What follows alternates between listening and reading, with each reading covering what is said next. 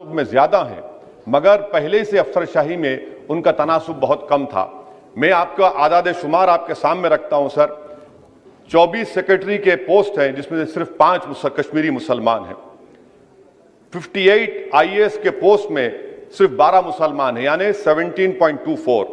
2011 की मरदमशुमारी के मुताबिक सर जम्मू कश्मीर में 68.31 मुसलमानों की आबादी है और 28% हमारे हिंदू भाइयों की आबादी है। मगर अगर आप देखेंगे टायर 2 में सर दूसरे दर्जे के 523 इंतजामी अफसरान, जिसे कश्मीरी एडमिनिस्ट्रेटिव ऑफिसर सर्विस कहते हैं, 220 यानी 523 में सिर्फ 220 यानी 42.6 कश्मीरी मुसलमान हैं।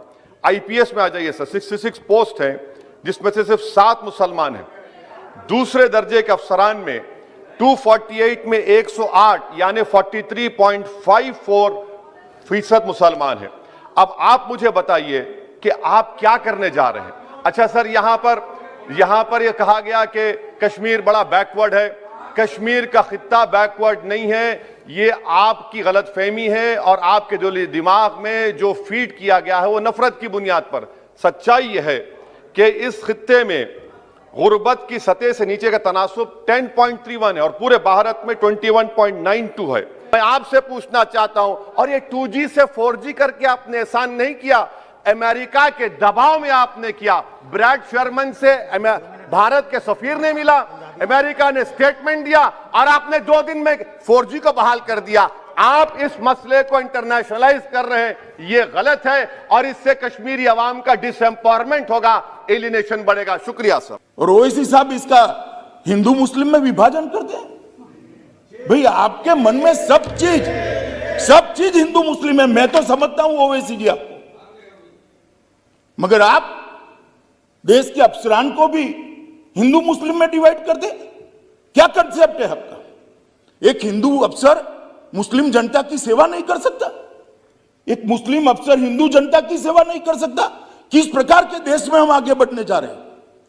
अफसरों की संख्या हिंदू मुस्लिम में बांटेंगे और अपने आप को सेक्युलर कहते हैं।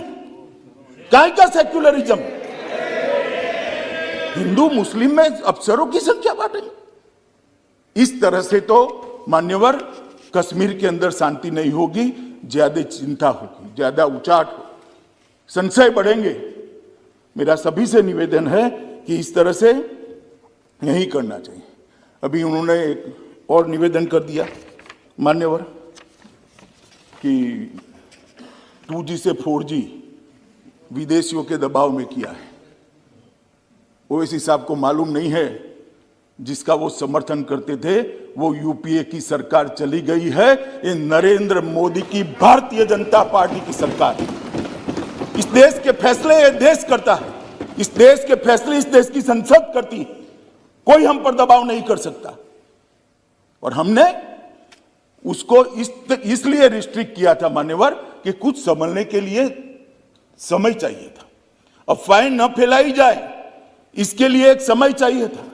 और आप हमें पूछ रहे हो भाई अधीर रंजन जी 2G और 4G, आपने तो मोबाइल ही बंद कर दिए थे और 20 साल तक बंद कर दिए थे। वाजपेयी जी की सरकार ने आकर 2G 4G छोड़ो, मोबाइल सर्विस ही बंद कर दी थी। कहां गए थे उस वक्त सारे अधिकार? मैं आपको पूछना चाहता हूं माननीय आपके माध्यम से, कहां गए थे सारे अधिकार? जब विपक्ष में बैठते हैं तब अपने समय में क्या किया था वो भी तो थोड़ा याद रखना चाहिए, वरना फिर सुननी पड़ेगी।